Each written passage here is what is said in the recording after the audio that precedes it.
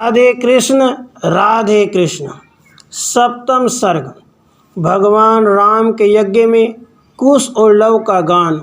सीता जी का पृथ्वी प्रवेश, रामचंद्र जी का माता को उपदेश। श्री महादेव जी बोले, हे पार्वती, वाल्मीकि मुनि के इस प्रकार समझाने पर तुरंत ही कुश का सारा भ्रम जाता रहा और वह अपने अंतःकरण से मुक्त होकर बाहर से संपूर्ण क्रियाएं करते हुए विचरने लगा। तब वाल्मीकि जी ने उन दोनों महाबुद्धिमान सीता पुत्रों से कहा, तुम दोनों जहाँ तहाँ नगर की गलियों में सब और गाते हुए विचरो, और यदि महाराज राम की सुनने की इच्छा हो तो उनके सामने भी गाओ, परंतु वे कुछ देने लगे तो लेना मत। मुनि की ऐसी आज्ञा होने पर वे गाते हुए विचरने लगे। ऋषि ने जहाँ जहाँ गान करने को पहले कहा था उन्हीं उन्हीं स्थानों पर उन्होंने गान किया। तब ककुत्स नंदन रघुनाथ जी ने जहाँ तहाँ अपने पूर्व चरित्र के गाए जाने का समाचार सुना।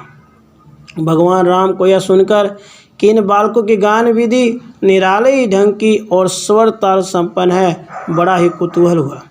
अतः नर शार्दूल महाराज राम ने यज्ञ कर्म के विश्राम समय में संपूर्ण मुनीश्वरों, राजाओं, पंडितों, शास्त्रज्ञों, पौराणिकों, शब्दशास्त्रियों, बड़े बूढ़ों और द्विजातियों को बुलाया। इन सबको बुला चुकने पर उन्होंने गाने वाले बालकों को बुलाया। वे सब राजा और ब्राह्मण आदि प्रसन्नचित्त से महाराज राम और उन दोनों बालकों को देखकर आश्चर्यचकित हो गए और उनकी टकटकी बंध गई। तब वहाँ एकत्र हुए वे सब लोग आपस में कहने लगे, ये दोनों तो बीम से प्रकट हुए प्रतिबिंब के समान श्री रामचंद्र जी के समान ही दिखाई देते हैं। यदि ये जटाजूट और वल्कल धारण न किए होते तो इनमें और रघुनाथ जी में कोई अंतर ही जानना पड़ता। इस प्रकार जब वे सब लोग आश्चर्यचकित होकर आपस में वाद कर रहे थे, उन दोनों मुनि कुमारों ने गाने की तैयारी की और कुछ ही देर में वहाँ अत्यंत मधुर एवं अलौकिक गान होने लगा। वह मधुर गान सुनकर श्री रघुनाथ जी ने दिन ढलने पर भरत जी से कहा, इन्हें 10,000 स्वर्ण मुद्रा दो। किंतु उन बालकों ने उस दिए हुए स्वर्ण को ग्रहण न किया। वे ऐसा कहकर कि हे राजन, हम तो वन के कंद मूल फल आदि खाने वाले हैं, हम यह द्रव्य लेकर क्या करेंगे। उस दिए हुए स्वर्ण को वहीं छोड़कर मुनि के निकट चले आए। इस प्रकार भगवान राम अपना ही चित्र सुनकर विस्मित हो गए और उन्होंने सीता जी के पुत्र जानकर शत्रुघ्न, हनुमान, सुसेन, विभीषण और अंगद आदि से कहा, देवतुल्य महानुभाव मुनिश्रेष्ठ भगवान श्री वाल्मीकि मुनि को सीता जी के सहित लाओ। इस सभा में जानकी जी सबको विश्वास कराने के लिए शपथ करें, जिससे सब लोग सीता को निष्कलंक जान जाए। भगवान राम के वचन सुनकर उनके वे सब दूत अति आश्चर्यचकित हो वाल्मीकि जी के पास गए और जैसा रामचंद्र जी ने कहा था वह सब उनसे कह दिया। इससे भगवान राम का आशय जानकर श्री वाल्मीकि जी ने कहा, सीता जी कल जन साधारण में शपथ करेंगे, इसमें संदेह नहीं। स्त्रियों के लिए सबसे बड़ा देवपति ही है। मुनि के वचन सुनकर उन सब ने सहसा जाकर वे सब बातें रघुनाथ से कह दी। तब श्री रामचंद्र जी ने मुनि का संदेश सुनकर कहा, हे निरपतिगण, हे मुनिजन, अब आप सब लोग सीता जी की शपथ सुने और उससे उनका शुभ अशुभ जान लें। भगवान राम के इस प्रकार कहने पर ब्राह्मण, क्षत्रिय, वैश्य, शूद्र, महर्षि, वानर आदि सभी लोग कुतूहल व सीता जी की शपथ देखने के लिए आए। तब तुरंत ही सीता जी के सहित मुनीश्वर भी आए। श्री सीता जी ने वाल्मीकि मुनि को आगे कर उनके पीछे पीछे मुख कुछ नीचे को किए, हाथ जोड़े गदगद कंठ से यज्ञशाला में प्रवेश किया। ब्रह्मा जी के पीछे आती हुई लक्ष्मी जी के समान सीता जी को वाल्मीकि मुनि के पीछे आती देख उन जन समाज में बहुत बड़ा साधुवाद, धन्य है ऐसा शब्द होने लगा। तब सीता जी के सहित मुनि श्रेष्ठ वाल्मीकि जी ने उस जनसमूह में घुसकर श्री रघुनाथ जी से कहा, हे दशरथ नंदन, इस पतिव्रता धर्मपरायणा निष्कलंका सीता को तुमने कुछ समय कुछ हुआ लोकापवास से डरकर भयंकर वन में मेरे आश्रम के पास छोड़ दिया था। अब अपना विश्वास देना चाहती है, आप उसे आज्ञा दीजिए। ये दोनों कुश और लव सीता के एक साथ उत्पन्न हुए पुत्र हैं। मैं सच कहता हूँ, ये दोनों दुर्जय वीर आप ही की संतान हैं। हे राघव, मैं प्रजापति प्रचेता का 10वां पुत्र हूँ। मैंने कभी मिथ्या भाषण किया हो ऐसा मुझे स्मरण नहीं है। वही मैं आपसे कहता हूँ कि ये बालक आप ही के पुत्र हैं। मैंने अनेकों वर्षों तक खूब तपस्या की है। यदि इस मिथिला कुमारी में कोई दोष हो तो मुझे उस तपस्या कोई फल न मिले। वाल्मीकि जी के इस प्रकार कहने पर श्री रघुनाथ जी बोले, हे महाप्राज्ञ, हे सुव्रत, आप जैसा कहते हैं बात ऐसी ही है। मुझे तो आपके निर्दोष वाक्यों से ही विश्वास हो गया। जानकी जी ने लंका में भी देवताओं के सामने बड़ी विकट परीक्षा दी थी, इसलिए मैंने उन्हें अपने घर में रख लिया था। किंतु हे ब्राह्मण, उन्हें सती सीता जी को सर्वथा निर्दोष होते हुए भी मैंने लोक निंदा के भय से कुछ दिन हुए छोड़ दिया। सो आप मेरा यह अपराध क्षमा करें। मैं यह भी जानता हूँ ये दोनों पुत्र कुश और लव मुझसे ही उत्पन्न हुए हैं। संसार में परम साध्वी सीता में मेरी प्रीति हो। उस समय राम जी का अभिप्राय जानकर समस्त देवगण अति उत्सुक हो ब्रह्मा जी को आगे कर सहस्रों की संख्या में वहाँ आए तथा बहुत से प्रजाजन भी इस प्रसन्न चित्त से वहाँ एकत्रित हो गए। तब रेशमी वस्त्र धारण किए उत्तर की ओर मुख और नीचे को नेत्र किए खड़ी हुई सीता जी को हाथ जोड़ कहा, यदि मैं भगवान राम के अतिरिक्त अन्य पुरुष का मन से भी चिंतन नहीं करती तो पृथ्वी देवी मुझे आश्रय दे। श्री सीता जी की इस प्रकार शपथ करते ही भूमि तल से एक अति अद्भुत परम दिव्य और अत्यंत श्रेष्ठ सिंहासन प्रकट हुआ। वह सूर्य के समान तेजस्वी सिंहासन दिव्य शरीरधारी नागराजों द्वारा धारण किया हुआ था। तब पृथ्वी देवी ने जानकी जी को अपने दोनों भुजाओं से प्रेम पूर्वक ग्रहण कर उनका स्वागत किया और उन्हें आसन पर बिठा लिया। जब श्री सीता जी सिंहासन पर बैठकर रसातल को जाने लगी तो उन पर दिव्य पुष्पों की निरंतर वर्षा होने लगी और देवताओं के मुख से साधुवाद का अति अद्भुत और महान घोष होने लगा। आकाश में स्थित देवगण नाना प्रकार के वचन बोलने लगे। सीता जी के शपथ करने से आकाश और पृथ्वी तल के समस्त स्थावर जंगम प्राणियों और बड़े बड़े डील वाले वानरों में से कोई चिंता करने लगे, कोई ध्यानस्थ हो गए, कोई राम जी की और कोई सीता जी की ओर देखकर अचेत हो गए। एक मुहूर्त के लिए वह सारा समाज स्तब्ध और चेतना शून्य हो गया। सीता जी का पृथ्वी प्रवेश देखकर सारा संसार मोहित हो गया। भगवान राम आगामी कार्य का संपूर्ण महत्व जानते थे, फिर भी अनजान के समान सीता जी के लिए शोक करने लगे। तब ऋषियों के सहित ब्रह्मा जी ने रघुनाथ को समझाया। उसके बाद उन्होंने सोकर उठे हुए के समान यज्ञ का अवशेष कर्म समाप्त किया और यज्ञ के ऋत्विक होकर जो ऋषिगण आए थे उन सबको रत्न और धन आदि से भली प्रकार संतुष्ट कर विदा किया। फिर प्रभु राम उन दोनों कुमारों को साथ लेकर अयोध्यापुरी में आए।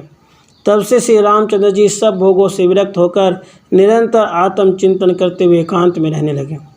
एक दिन जब श्री रघुनाथ जी एकांत में ध्यान मग्न थे, प्रिय भाषिनी श्री कौशल्या जी ने उन्हें साक्षात नारायण जानकर अति भक्ति भाव से उनके पास आ उन्हें प्रसन्न जान अति हर्ष से विनयपूर्वक कहा, हे राम, तुम संसार के आदि कारण हो, स्वयं आदि अंत और मध्य से रहित हो।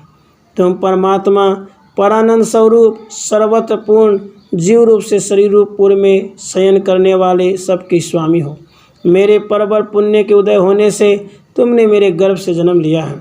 हे रघुश्रेष्ठ, अब अंत समय में मुझे आज ही आपसे कुछ पूछने का समय मिला है। अभी तक मेरा ज्ञानजन्य संसार बंधन पूरी तरह नहीं टूटा। हे विभो, मुझे संक्षेप में कोई ऐसा उपदेश दीजिए जिससे अब भी मुझे भव बंधन काटने वाला ज्ञान हो जाए। तब मातृभक्त दया में धर्मपरायण भगवान राम ने इस प्रकार वैराग्यपूर्ण वचन कहने वाली अपनी जरा जर्जरित शुभ लक्षणा माता से कहा, मैंने पूर्व काल में मोक्ष प्राप्ति के साधन रूप 3 मार्ग बतलाए हैं, कर्मयोग, ज्ञान योग और सनातन भक्ति योग। हे माता, साधक के गुणानुसार भक्ति के 3 भेद हैं। जिसका जैसा स्वभाव होता है उसकी भक्ति भी वैसी ही भेद वाली होती है। जो पुरुष हिंसा, दम या मात्सर्य के उद्देश्य से भक्ति करता है तथा जो भेद दृष्टि वाला क्रोधी होता है वह तामस भक्त माना गया है। जो फल की इच्छा वाला, भोग चाहने वाला, धन और यश की कामना वाला होता है और भेद बुद्धि से अर्चा आदि में मेरी पूजा करता है वह रजोगुणी होता है। जो पुरुष परमात्मा को अर्पण किए हुए कर्म संपादन करने के लिए अथवा करना चाहिए इसलिए भेद बुद्धि से कर्म करता है वह सात्विक है। जिस प्रकार गंगा जी का जल समुद्र में लीन हो जाता है, उसी प्रकार जब मनोवृत्ति मेरे गुणों के आश्रय से मुझ अनंत गुण धाम में निरंतर लगी रहे, तो वही निर्गुण भक्ति योग का लक्षण है। मेरे प्रति जो निष्काम और अखंड भक्ति उत्पन्न होती है, वह साधक को सालोक, सामीप्य, सृष्टि, सायुज्य 4 प्रकार की मुक्ति देती है। किंतु उसके देने पर भी वे भक्तजन मेरी सेवा के अतिरिक्त कुछ ग्रहण नहीं करते। हे माता, भक्ति मार्ग का आत्यांतिक योग यही है। इसके द्वारा भक्त तीनों गुणों को पार कर मेरा ही रूप हो जाता है।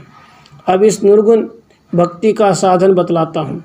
अपने धर्म का अत्यंत निष्काम भाव से आचरण करने से, अति उत्तम हिंसाहीन कर्म योग से, मेरे दर्शन, स्तुति, महापूजा, स्मरण, वंदन से, प्राणियों में मेरी भावना करने से, असत्य के त्याग, सत्संग से, महापुरुषों का अत्यंत मान करने से, दुखियों पर दया करने से, अपने समान पुरुषों से मैत्री करने से, यम नियम आदि का सेवन करने से, वेदांत वाक्यों का श्रवण करने से, मेरा नाम संकीर्तन करने से, सत्संग और कोमलता से, अहंकार का त्याग करने से और मेरे भागवत धर्मों की इच्छा करने से, जिसका चित्त शुद्ध हो गया है, वह पुरुष मेरे गुणों का श्रवण करने से ही अति सुगमता से मुझे प्राप्त कर लेता है।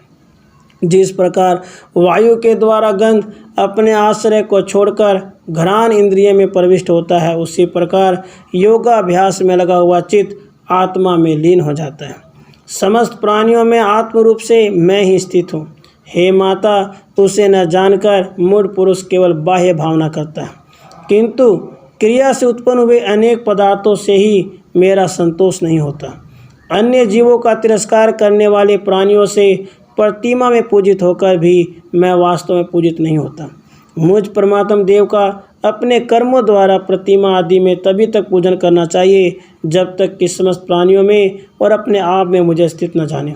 जो अपने आत्मा और परमात्मा में भेद बुद्धि करता है, उस भेद रसी को मृत्यु अवश्य भय उत्पन्न करती है, उसमें संदेह नहीं। इसलिए अभेदर्शी भक्त समस्त परिच्छिन्न प्राणियों में स्थित मुझ एकमात्र परमात्मा ज्ञान, मान और मैत्री आदि से पूजन करें। इस प्रकार मुझ शुद्ध चेतन को ही जीव रूप से स्थित जानकर बुद्धिमान पुरुष अहर्निश सब प्राणियों को चित्त से ही प्रणाम करें। इसलिए जीव और ईश्वर का भेद कभी न देखे। हे माता, मैंने तुमसे यह भक्ति योग और ज्ञान योग का वर्णन किया।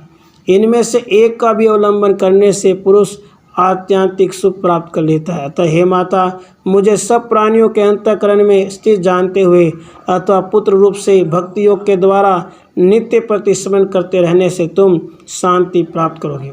भगवान राम के वचन सुनकर कौशल्या जी आनंद से भर गई और हृदय में निरंतर श्री रामचंद्र जी का ध्यान करते हुए संसार बंधन को काटकर तीनों प्रकार की गतियों को पार कर परम गति को प्राप्त हुई। कैकेयी ने भी रघुनाथ जी द्वारा पहले चित्रकूट पर्वत पर कहे हुए योग को हृदयंगम कर श्रद्धा और भक्ति भाव से शांति पूर्वक हृदय में रघुकुल तिलक भगवान राम का ध्यान करते हुए प्राण त्याग किया और स्वर्गलोक में जाकर दशरथ जी के साथ सुशोभित हो आनंद पूर्वक रहने लगे। इसी प्रकार श्री लक्ष्मण जी की माता अत्यंत विमल बुद्धि वाली सुमित्रा ने भी अपने पति का सामीप्य प्राप्त किया। इति श्रीमद् अध्यात्म रामायणे उमा महेश्वर संवादे उत्तरकांडे 7वां सर्ग। राधे कृष्ण राधे।